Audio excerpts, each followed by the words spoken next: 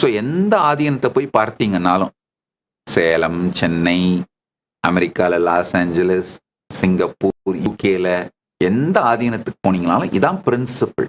அந்த ஆதீனத்தோட running expense மட்டும்தான் bank பேலன்ஸா இருக்கும். அதுக்கு மேல நன்கொடை வந்தா அது உடனடியா இன்னொரு கட்டடமா அங்க மாறிடும். அதுக்கு மேல நன்கொடைகள் வந்தா ஏதாவது ஒரு பொருளா அங்க மாறிடும். இன்னொரு விஷயம், கைலாயத்தினுடைய மிகப்பெரிய ஒரு சட்டம் பொருளாதார கற்பு. இஞ்சி வாங்க கொடுத்த பணத்தினால் சுக்கு வாங்க மாட்டோம். ஒருவர் அன்னதானத்துக்காக பணம் கொடுத்தா அன்னதானம் மட்டும்தான் பண்ணுவோம். அந்த பணத்துல ஆடை தானம் பண்ண மாட்டோம். ஒருவர் மருத்துவ தானம் பண்ணுங்கன்னு சொல்லி பணம் கொடுத்தா மருத்துவ தானம் மட்டும்தான் பண்ணுவோம் அந்த பணத்துல. இது கைலாயத்தோட எக்கனாமிக் பிரின்சிபிள். ஸோ இது எல்லாத்தையும் வச்சு பார்த்து புரிஞ்சுக்கோங்க. நீங்களே புரிஞ்சுக்கலாம்.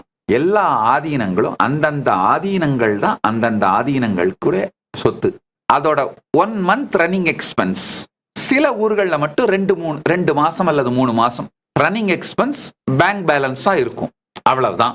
மீதி என்ன எக்ஸ்ட்ரா நன்கொடை வந்தாலும் அது பொருளா மாறிடும். ஒரு பொருளாக செய்யப்பட்டு அந்த ஆதீனத்துல உங்களுக்கு போறவங்களுக்கு, பக்தர்களுக்கு, அன்பர்களுக்கு உபயோகமாகின்ற ஒன்னா மாறிடும். இப்படித்தான் எங்கள் நிர்வாகம்.